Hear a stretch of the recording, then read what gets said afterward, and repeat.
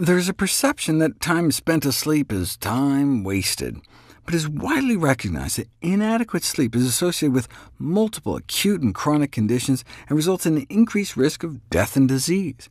Force people to go 1 week with only 6 hours of sleep a night, and you can change expression of more than 700 genes. The most dire effect may be endothelial dysfunction.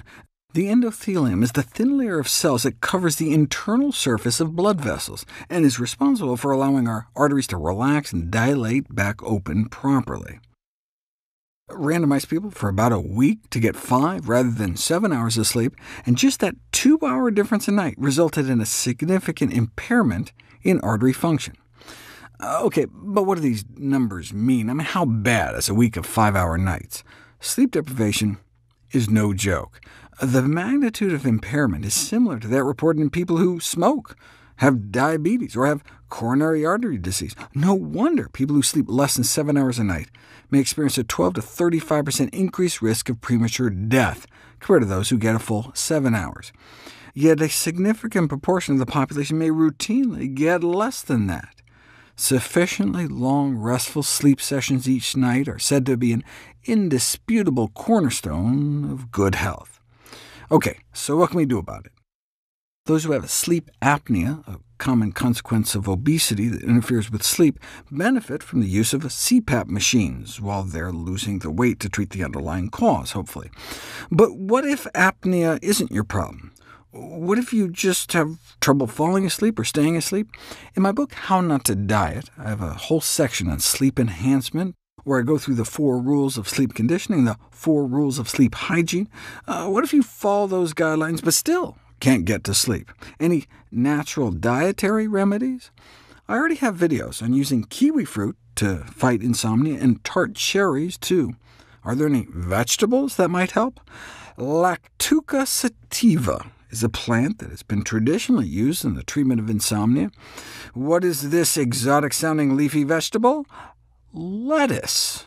Evidently, lettuce extracts have been used from the time of the Roman Empire as agents with sedative and sleep-inducing properties. Lettuce actually does have a hypnotic substance in it called laktucin, which is what makes lettuce taste a little bitter. But you don't know if it actually works until you put it to the test. And it works in toads. But it also works in rodents. Sleep in both mice and rats is enhanced by romaine lettuce. They used romaine since it has a higher lactucin content compared to other lettuces. OK, but does it work in people? About 10 years ago, a study was published in which insomnia sufferers were randomized to receive lettuce seed oil extracted from lettuce seeds. Within a week, about 70% of those in the lettuce seed oil group said their insomnia very much or much improved, compared to only 20% in the placebo control group. The researchers concluded that lettuce seed oil was found to be a useful, safe sleeping aid in geriatric patients suffering from sleeping difficulties. They chose to study older individuals because insomnia affects approximately 20 to 40% of older adults, at least a few nights a month. You think that's bad? Sleep disturbances can plague as many as nearly 8 out of 10 women during pregnancy.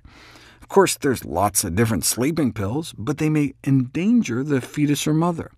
For example, doctors frequently prescribe Ambien for pregnant women who have trouble sleeping, but Ambien use is associated with a wide range of adverse pregnancy outcomes, like low birth weight babies, premature birth and cesarean section, and the use of Valium during pregnancy has been linked to birth defects, including limb deficiencies. There has to be a better way. What about trying lettuce? The lettuce oil study had a number of limitations. For example, it was only single-blind, meaning the researchers knew who was on the lettuce supplements and who was on placebo, which could have introduced some bias. But the researchers essentially said, give us a break, right? Big Pharma has billions to spend on research. No one wants to fund studies on lettuce. Finally, we got a double-blind, placebo-controlled study, but this time on a whole food, not just a lettuce seed extract. Yeah, but how do you come up with a placebo lettuce? How are you going to hide who gets lettuce and who doesn't? Well, you can't fit a head of lettuce into a capsule, but you can fit whole lettuce seeds. And here we go. A double-blind, randomized, placebo-controlled trial on lettuce seeds for pregnancy-related insomnia. 100 pregnant women with insomnia were randomized to receive capsules containing either a quarter teaspoon of ground lettuce seeds or a placebo for 2 weeks. And those on the lettuce seeds saw a significant improvement in a sleep quality index score compared to the placebo, with no reported side effects.